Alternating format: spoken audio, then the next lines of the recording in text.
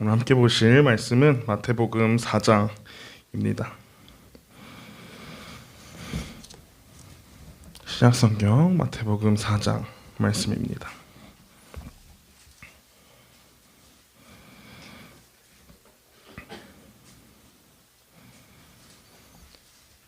마태복음 4장 1절에서부터 25절까지 말씀, 제가 한 절, 여러분이 한 절 교독하도록 하겠습니다. 그때 예수께서 성령에게 이끌리어 마귀에게 시험을 받으러 광야로 가사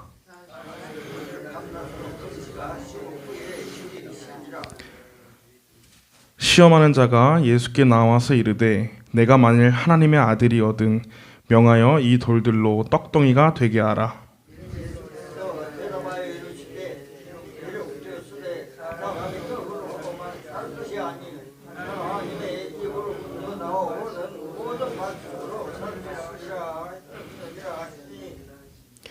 이에 마귀가 예수를 거룩한 성으로 데려다가 성전 꼭대기에 세우고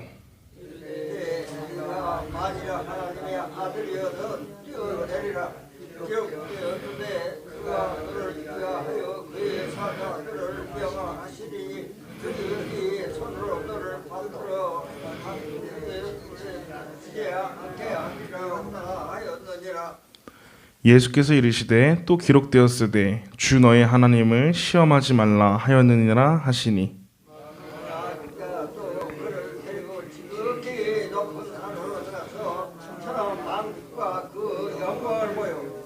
이르되 만일 내게 엎드려 경배하면 이 모든 것을 내게 주리라.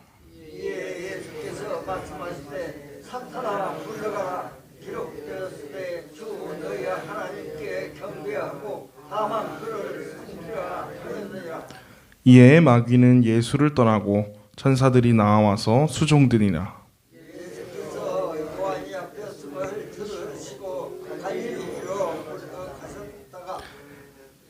나사렛을 떠나 스불론과 납달리 지경 해변에 있는 가버나움에 가서 사시니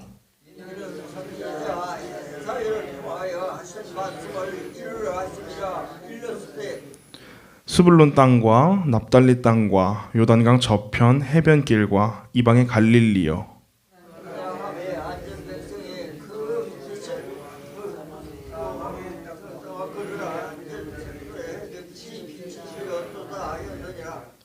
이때부터 예수께서 비로소 전파하여 이르시되 회개하라 천국이 가까이 왔느니라 하시더라.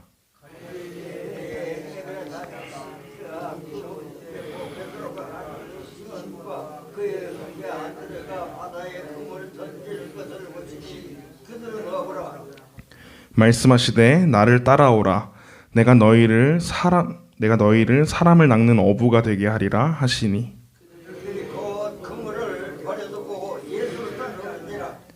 거기서 더 가시다가 다른 두 형제 곧 세베대의 아들 야고보와 그의 형제 요한이 그의 아버지 세베대와 함께 배에서 그물 깁는 것을 보시고 부르시니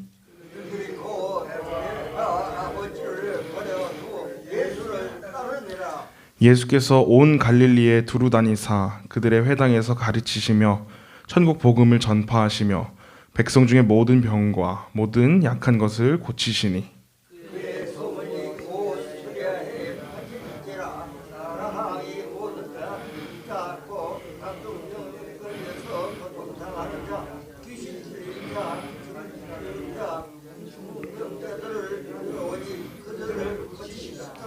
함께 보겠습니다.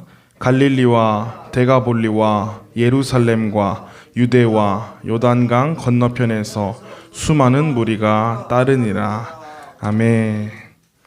이 새벽 예배 자리에 나오신 모든 분들에게 주님의 은혜가 함께 하시기를 축복하고 소망합니다. 오늘 함께 마태복음 4장의 말씀을 보았습니다. 마태복음 3장에서 예수님께서 세례를 받으시고 그리고 4장에서 곧바로 성령님께 이끌리어 광야로 가십니다. 1절에서 성령에게 이끌려 광야로 나간다고 이야기합니다.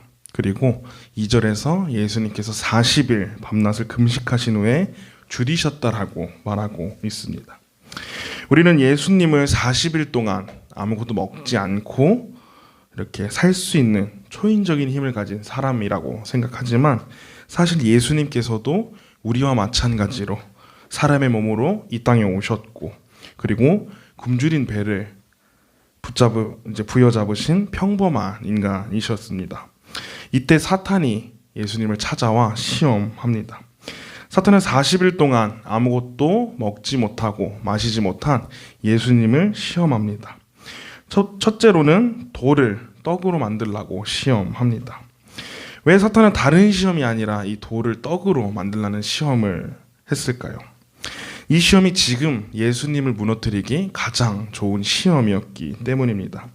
사탄은 가장 연약한 부분을 공격합니다. 예수님이 마주한 그 연약한 상황이 바로 줄이신 것, 바로 배가 고프신 상황이었기 때문에 사탄은 다른 사람들처럼 그런 배고픔 앞에 심각한 고통에 빠지는 연약한 존재라는 것을, 사람이 그런 존재이고 예수도 똑같이 마찬가지로 사람의 몸을 입었기 때문에 그런 연약함이 있다는 것을 알고 그렇게 예수님을 시험합니다. 우리도 마찬가지입니다. 사탄은 우리가 가장 연약해져 있을 때 우리를 찾아오고 우리를 시험합니다. 그런데 우리는 베드로전서 5장의 말씀처럼 마귀가 오는 사자처럼 우리를 찾고 있기 때문에 우리는 근신하며 깨어서 기도해야 하는 줄 믿습니다. 예수님은 사탄의 첫 번째 시험, 이 돌들을 떡덩이가 되게 하라는 그 시험에 대해서 이렇게 말씀하십니다. 4절에서 이렇게 말씀하시는데요. 사람이 떡으로만 살 것이 아니요 하나님의 입으로부터 나오는 모든 말씀으로 살 것이라 하였느니라 하시니. 아멘. 예수님은 세상 사람들처럼 이 굶주린 문제를 해결하기 위해 이 떡에 매인 인생이 아니라 우리의 모든 필요를 채워주시는 분은 우리 하나님이시다. 그래서 우리는 그 주님의 말씀을 의지하고 그분의 말씀을 따라 살아가야 한다라고 사단에게 이야기합니다. 우리가 주님을 의지하고 주님의 말씀을 따라 살아간다면 하나님께서 우리보다 더 잘 아시고 우리의 필요를 채워주실 거라고 사단에게 선포하고 계십니다. 사단은 두 번째로 예수님을 성전 꼭대기로 데려가서 거기서 뛰어내리라고 말합니다. 사탄은 예수님을 시험하기 위해 시편의 말씀을 인용해서 시험합니다. 그러나 예수님도 그 사탄의 시험을 신명기 말씀을 인용하여 7절에서 주 너의 하나님을 시험하지 말라고 말씀하시며 두 번째 시험을 이겨내십니다. 마지막으로 사탄은 높은 산에 데려가서, 지극히 높은 산에 예수님을 데려가서 지금 자기에게 엎드려 경배하면 이 모든 것을 너에게 주겠다라고 시험합니다. 사탄은 지금 하나님의 뜻을 거스르고 십계명의 첫 번째와 두 번째 그 계명의 정면으로 도전하고 있습니다. 첫 번째 계명인 하나님 외에 다른 신을 섬기지 말며, 두 번째 계명인 어떤 우상에게도 절하지 말라는 그 말씀에 도전하고 예수님을 시험하고 있습니다. 그러나 예수님은 이 사탄의 시험에 넘어가지 않으시고 10절에서 이렇게 말씀하십니다. 이에 예수께서 말씀하시되 사탄아 물러가라. 기록되었으되 주 너의 하나님께 경배하고 다만 그를 섬기라 하였느니라. 아멘. 예수님은 그 사탄의 이야기에, 사탄의 시험에 나는 오직 하나님만 경배하고 섬기며 하나님께만 순종하겠다라고 말씀하십니다. 예수님이 이 땅에 오신 목적은 하나님의 아들로서 능력을 많은 사람들에게 보이시려고 오신 것이 아니라 오직 이 땅에서 하나님을 섬기고 하나님을 경배하고 하나님의 나라를 꿈꾸는 것이 바로 이 땅에 오신 진정한 목적이었습니다. 예수님께서 가장 중요한 것은 사람의 뜻이나 힘이 아니라 바로 하나님의 뜻에 있었습니다. 그렇게 예수님은 이 사탄의 세 가지 시험을 하나님을 의지하고 또 하나님의 말씀으로 이겨내십니다. 12절 이후에 예수님은 공적 사역을 처음으로 준비하시고 이제 시작하시려고 합니다.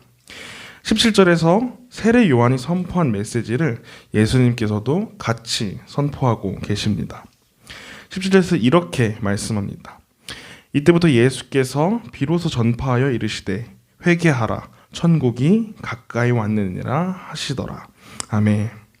이 선포는 세례 요한의 선포일 뿐만 아니라 예수님의 선포이기도 하고 또 예수님의 전 생애, 모든 생애 동안 행하신 그 하나님 나라를 위한 그런 사역을 한 문장으로 요약한 것이기도 합니다.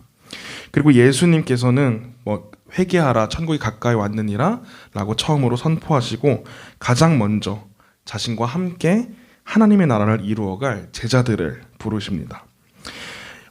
18절 이후에서 예수님은 제자들을 부르시는데 예수님은 갈릴리 해변으로 다니시다가 처음으로 제자들을 부르십니다. 그때 베드로만 부르시는 것이 아니라 베드로 형제 안드레, 그리고 세베대 아들 야고보와 또 야고보 형제 요한 또 함께 제자로 부르십니다. 왜 예수님께서는 베드로와 안드레 그리고 야고보와 요한 형제를 부르셨을까요? 아마도 주님께서는 이 두 형제가 그물을 깁고 또 그물을 씻고 또 배에 물질하는 것들을 보셨을 겁니다. 이 두 형제가 화목하게 싸우지 않고 서로 도우며 격려하며 화목하게 일하는 모습을 보셨을 것입니다. 이들이 화목하게 일하는 것을 보고 예수님께서는 하나님의 사역을 보셨을 것입니다. 우리도 마찬가지입니다. 우리가 하나님의 일을 하기 위해 시기와 다툼과 경쟁과 서로 무언가 더 잘났다를 우기면서 하는 것이 아니라 서로를 격려하고 또 서로의 사역을 이해하고 또 서로를 배려하고 화목이 필요한 줄 믿습니다. 내가 먼저 되려고 하는 것이 아니라 남을 높여주고 세워주는 것, 그것이 하나님 나라에 가장 필요한 일이고 또 먼저 돼야 되는 자세인 줄 믿습니다. 이 두 형제 베드로와 안드레 또 야고보 요한은 어부였습니다. 그들은 예수님의 부르심을 받았을 때 망설이지 않고 그물을 던지고 일어났습니다. 그들은 어부로서 충실하게 살아가는 사람이었지만 주님이 보시기에 그저 물고기를 건지는 사람, 어부로서만 일을 할 수 있는 사람이 아니라 하나님의 일에 충실하게 할 수 있는 사람이라고 여기셨을 것입니다. 작은 일에 충성하는 사람이 큰 일에도 충성할 수 있습니다. 예수님은 아무리 하찮은 직업을 가지고 또 다른 사람들에게 인정받지 못하는 자리에 있다고 할지라도 예수님께서, 우리 주님께서 그 사람을 붙드시고 그 사람을 잡으시고 그 사람을 쓰신다면 그 사람의 인생은 다른 인생으로 바뀌게 됩니다. 이 두 형제는 그 두 형제는 예수님의 부르심에 곧바로 순종하고 즉시 응답합니다. 그리고 이후 22절에서 그들이 곧 배와 아버지를 버려두고 예수를 따르니라 라고 말합니다. 이후 23절과 마지막 끝절인 25절까지는 예수님이 갈릴리에서 행하신 사역에 대해서 이야기합니다. 그 사역은 복음을 전파하시고 병과 약한 것들을 고치셨다라고 말합니다. 그리고 복음을 전하고 그 약한 것들을 고치신 예수님을 따라서 많은 무리가 예수님을 따른다라고 이야기하는 것으로서 사장을 마치고 있습니다. 우리 삶에서 믿음이 연약해질 때가 분명히 있습니다. 근데 사탄은 우리가 가장 연약할 때, 그 믿음이 가장 약해졌을 때 우리를 찾아와 시험하고 우리를 넘어뜨리려고 합니다. 그럴 때 우리는 그런 믿음이 연약한 상태로 계속 있는 것이 아니라 근신하며 깨어 있어야 합니다. 또 예수님은 자신의 일에 충실한 사람을 부르십니다. 그리고 예수님의 부르심에는 한계가 없는 줄 믿습니다. 우리에게 주어진 그 자리에 충실하게 살아갈 수 있는 우리 모두가 되시기를 소망합니다. 작은 일에 충성한다면 큰 일에도 충성할 수 있고, 그러면 우리는 주님께도, 주님의 말씀에도 충성하는 자가 되는 줄 믿습니다. 우리 구주 되시는 주님을 기억하며 오늘 하루 그리고 이번 한 주를 살아가시는 저와 모든 성도님들이 되시기를 주님의 이름으로 축복하고 소망합니다. 함께 기도하겠습니다.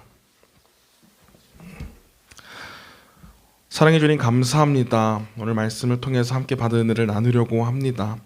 예수님께서는 우리와 같은 인간의 몸으로 이 땅에 오셨고 또 인간의 몸으로 사단의 유혹을 받으셨습니다. 그러나 예수님께서 그 모든 것들을 이기실 수 있으셨던 이유는 하나님의 말씀에 순종하고 또 주님의 말씀을 따라 살아간 줄 믿습니다. 사단은 우리가 가장 연약할 때에, 우리의 믿음이 가장 약해질 때에 우리를 찾아오고 우리를 넘어뜨리려고 합니다. 그러나 그때 우리가 그 상태를 유지하고 살아가는 것이 아니라 오직 그 근신하며 깨어있어 하나님께 기도로 간구하며 살아갈 수 있는 우리의 삶이 될 수 있도록 주님 역사하여 주시옵소서. 오직 주님께 기도하고 주님의 말씀을 의지하고 주님의 말씀에 순종하며 살아갈 수 있는 우리의 삶이 될 수 있도록 주님 함께하여 주시옵소서. 또 주님께서는 제자들을 부르실 때에 자신의 일에 자기에게 맡겨진 것에 충실한 사람들을 부르셨습니다. 하찮은 직업이라도 다른 사람들에게 인정받지 못하는 자리라 할지라도 주님께서 그 사람을 부르신다면, 주님께서 그 사람에게 하나님의 일을 맡기신다면 그 사람의 일은 가장 귀하고 복된 사역인 줄 믿습니다. 우리가 다른 것이 아니라 먼저 작은 일에 충성하며 하나님의 말씀에 순종하며 나아갈 수 있도록 역사하여 주시옵소서. 그래서 언제나 주님의 말씀을 따라서 순종하고 충성하며 살아갈 수 있는 하나님의 귀한, 또 하나님이 사랑하시는 자녀들이 될 수 있도록 주님 역사하여 주시옵소서. 또 이 자리 가운데 나올 때 빈손으로 나오지 않고 귀한 예물을 드린 손길이 있습니다. 이 귀한 예물 가운데 함께 하셔서 드리신 손길 가운데 주님께서 축복하여 주시고, 또 이 귀한 예물이 하나님의 일에, 하나님이 기뻐하시고 하나님이 바라보고 계시는 하나님의 영광의 일에 사용될 수 있도록 주님 역사하여 주시옵소서. 또 특별히 이번 한 주부터 또 설날 명절이 시작됩니다. 온 가족들과 함께 모여 교제하고 기쁨을 나누는 시간이 있을 것입니다. 그때에 우리가 그저 기쁨만 나누는 것이 아니라 예수님의 복음을 전하고 또 예수님의 사랑을 전하고 주님 안에서 뜻깊고 또 귀한 사랑의 교제, 기쁨의 교제가 넘칠 수 있는 귀한 시간이 될 수 있도록 주님 한 사람 한 사람 가정 가운데 찾아가 주시고 역사하여 주시옵소서. 감사합니다. 예수 그리스도의 이름으로 기도드렸습니다. 아멘. 하늘에 계신 우리 아버지여, 이름이 거룩히 여김을 받으시오며 나라에 임하시오며 뜻이 하늘에서 이루어진 것 같이 땅에서도 이루어지이다. 오늘 우리에게 일용할 양식을 주시옵고 우리가 우리에게 죄 지은 자를 사하여 준 것 같이 우리 죄를 사하여 주시옵고 우리를 시험에 들게 하지 마시옵고 다만 악에서 구하시옵소서. 나라와 권세와 영광이 아버지께 영원히 있사옵나이다. 아멘.